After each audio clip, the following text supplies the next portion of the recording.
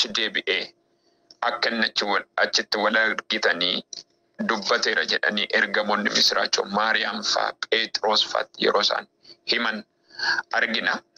Kanaafuu kaayyoon guddaan ilmi Waaqayyoo du'e maali? Duuni Yesus irra kan inni taa'e maal gochuudhaaf? Maa inni qabxii muraasa yookiin immoo qabxii ijoo ta'e dubbachuun barbaada. Kanaaf du'aa ka'uuni inni guddaan akka jiru dhaloonni hundinuu du'aa ka'uun akka jiru amanuutu isarra jira. Sababbiin isaa Yesus du'eera, du'aa ka'eera. Maaliif yoo jennee namni tokko sanyii facaasee sanyiin du'u malee deebi'een biqilu. Sanyiin du'u malee deebi'een biqilu. Sanyii gaafa facaastan ijji inni jalqaba du'ee erga jedhee waa baay'ee qabatee biqila. Kanaaf nuti Yesus Kristos erga inni du'ee deebinee warra jiraatan taane, deebinee warra ifa argan taane, deebinee warra jireenya argan taane jechuudha. Kanaafuu Macaafni qulqulluu kan inni dubbatu Qorontos isa dura boqonnaa 5:7 maal jedha yoo jettan kutaa kana dubbiseen qabxii ittaanutti darba. Akkas jedha maqaa Waaqayyoon nan dubbisa. Qorontos isa dura 5:7. 5:7. Raacitii moofaa isin keessa jiru baasaa gataa. Raacitii of keessa hin qabdan erga ta'e isin bukoo haaraa hin taatu. Kiristoos oolaan faasigaa keenya aarsaa nuuf ta'eera. Raacitii isa moofaa of keessaa baasaa inni jedhu sun maalidha? Raacitiin maali? Hojiin raacitii immoo maali? Kan jedhu xiqqoo ishee ilaaluu kan barbaannu. Raacitii of keessaa baasaa warra Qorontosiin Phaawulos kan jedhu raacitiin bukoo xiqqoo bukeessuudhaaf yookiin immoo bukoo bukeessuudhaaf wanta xiqqoo taate kan gargaartudha. Raacitii jechuun bukoo bukeessuudha hojiinsa. Raacitii qabaannaan bukoon tokko ariifatee bukeeffamuu danda'a, daddafee bukeeffamuu danda'a. Kanaafuu iddoo kanatti warra Qorontos raacitii of keessaa baasaa kan inni jedhuuf maalidha? Maali raacitiin kun? Gooftaan maccaa nu haa gargaaru. Raacitii isa moofaa isin keessa jiru baasaa gataa inni jedhu kun bifa cubbuutiin fakkeessee warra Qorontositti innaa Phaawulos dubbatu. Raacitii isa moofaa jechuun cubbuu isa sin keessa jiru, cubbuu isa sin bite, cubbuu isa sin to'ate, cubbuu isa gadi sin qabe, cubbuu isa keessan guutee jiru maal godhaa? Baasaa gataa. Baasaa gataa jedha. Cubbuu yookiin immoo raacitii isa moofaa sana of keessaa baasaa gataa yeroo jedhu maalidha? Namni isa keessatti moofa'e sana, isa moofaa fudhatee dhufe sana karaa Yesus Kristos du'ee dhiifama cubbuu godhu beekee of keessaa baasee haaraa ta'uu akka inni qabu dubbata. Ati Yesus Kristos du'aa ka'uusaa akka beektu jireenya keenyaaf isa moofaa nu keessaa baasuudhaaf, isa fokkisaa nu keessaa baasuudhaaf, isa dulloome nu keessaa baasuudhaaf, isa badaa sana nu keessaa baasuudhaaf Yesus Kristos du'e jechuudha. Kanaafuu dhaloonni addunyaa kana irratti sagalee kana dhageenyu Yesus Kristos du'uusaa wal harkaa fuunee faarsuu qofa otoo hin taane maal baasuudha? Raacitii of keessaa baasuudha. Raacitii of keessaa baafnee gannuudha. Raacitiin kuni akkuma bukoo bukeessu jireenya namaa kan balleessu cubbuu kana of keessaa baafnee gatuudha. Innis qalbii diddiirre. Raacitii of keessaa erga hin qabdan ta'e isin bukoo haaraa taatuudha.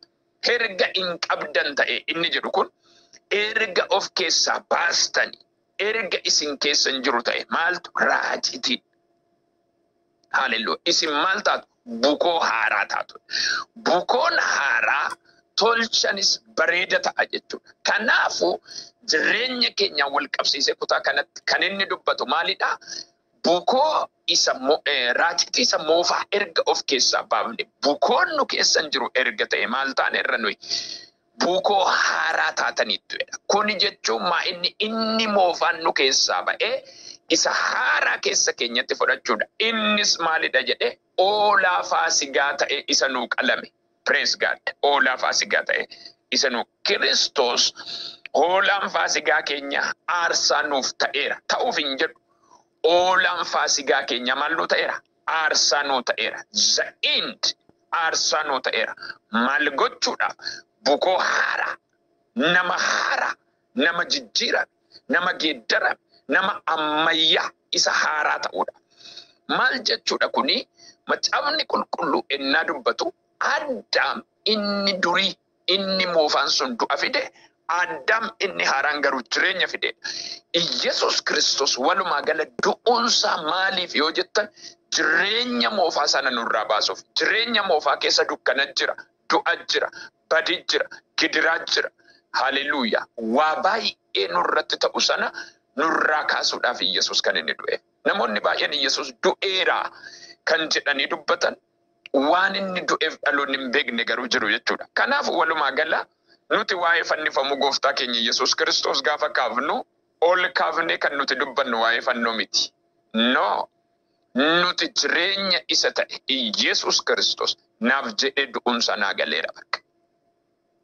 Kanaaf yeroo tokko tokko fakkeenya tokko toon sanitti fudhadhe namni mi'a warqee keessa kaawwatu mi'a warqee sana kaaseen odeessu warqee keessa jiru odeessa malee. Waa tokkoon sanitti yeroo hundumaa namni iddoo gaarii kan kaa'u mi'a warqee otoo hin taane warqee sana akka inni hin bannes kan barbaadu warqeedha. Kanaaf warqeen keessa hin jiru taanaan miini warqee gatiin qabu. Kanaaf fannoo irratti fannifamuusaa fannoodhaan fayyine otoo hin taane isa fannifametu nu fayyise. Isa dhiiga dhangalaase nu fayyise. Kanaan beekuu qabna. Kanaaf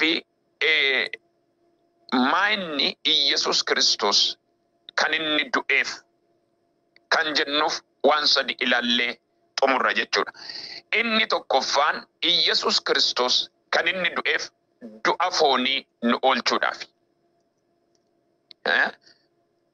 Maayinni du'a foonii nu oolchuudhaaf. Duuni gosa sadiitu jira. Gosa sadan kana keessaa Yesus Kiristoos nu baasuuf kan inni du'e. Tokkoffaatti du'a fooniiti. Namni jalqaba karaa Addaamiif Hewaan kan inni du'e du'a fooniiti. At least hin duuta ati biyyoodha biyyootti deebita. Du'a foonii sana yookiin immoo du'a foonii namatti dhufe sana namni kan inni du'e gosa sadi. Kanaaf cubbuu irraa kan ka'e du'a gosa sadiitu namatti dhufe ilma namaatti. Inni tokko maalidha? Du'a foonii. Jalqaba duuni foonii kun hin jiru ture. Namni hin jiraata, umurii dheeraa jiraata. Yaa'u የሆነ እንዲኖር ነው እግዚአብሔር ሰውን የፈጠረው። du'a foonii du'e namni cubbuu hojjete. Inni kan biraa du'a hafuuraati. Inni sadaffaan garuu du'a bara baraati. Kanaaf nuti wantoota kana nurra taa'ee jiru tokko maalan jedhe du'a foonii, inni lammataa du'a hafuuraa, inni sadaffaa du'a bara baraa. Namni jireenya kan jedhamu guutummaatti jalaa cufamee ture. Kallattiin jireenyaa kan jedhame hin jiru ture ilma namaatiif. Ilmi namaa cubbuu gaafa hojjetu iddoo miidhagaa sana, iddoo bareedaa sana gadi baasee darbatame hin cufame. Revesii katarraazii lavahasiya.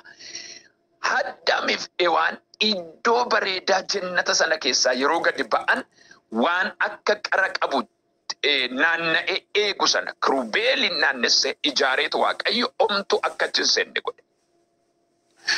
Yesus Kiristoos otoo hin du'in waa'een mootummaa Waaqayyoo hin jirus hin yaadamus. Waa'een jireenyaa cufamee ture.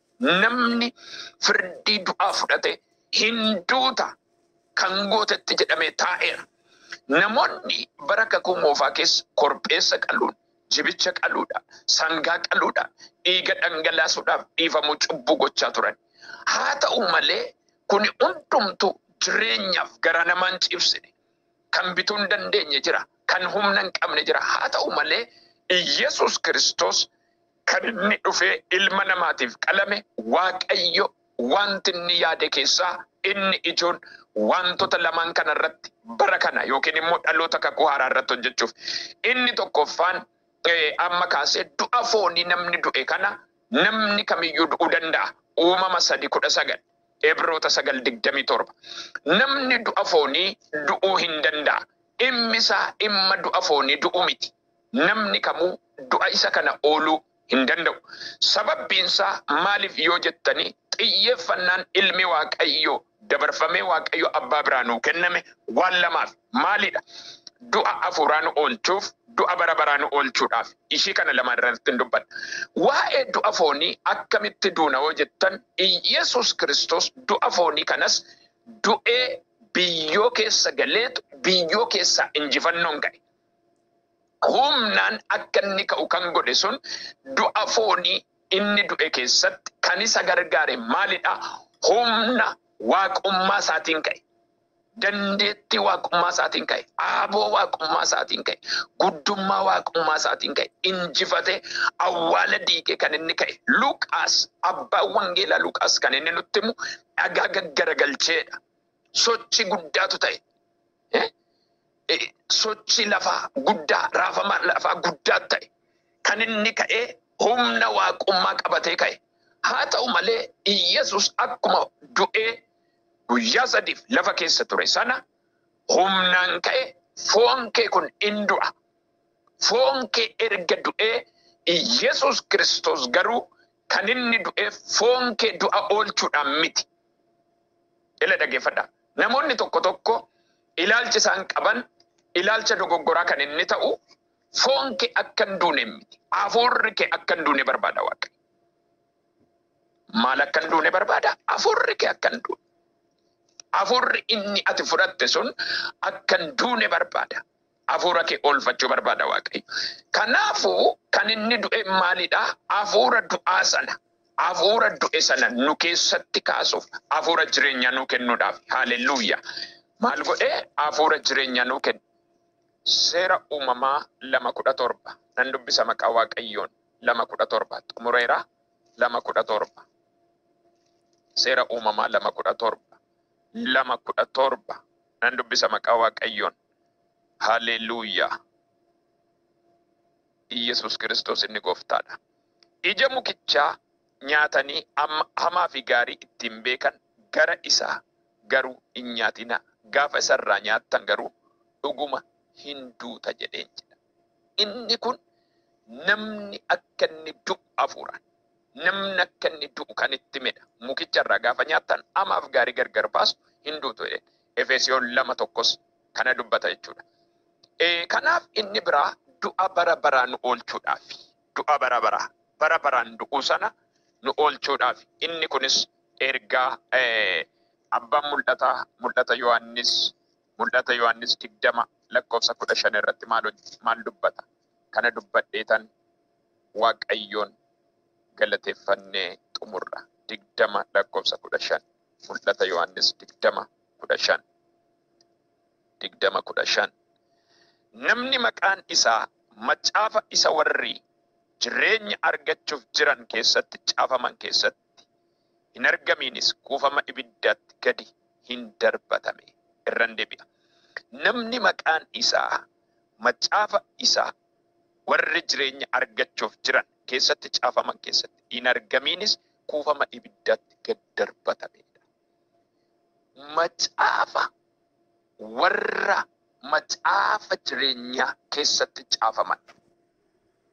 Warra Waaqayyo jireenya isaaniif kenne keessatti warri hin caafamne yookiin hin galmoofne ibiddatti gad darbatamedha. Argitanii? Waa'ee inni guddaan nuyi beekuu qabnu yeroo walitti qabu Yesus Kiristoos kan inni du'eef du'a hafuuraa si oolchuuf du'a bara baraan oolchuuf. Inni kan biraa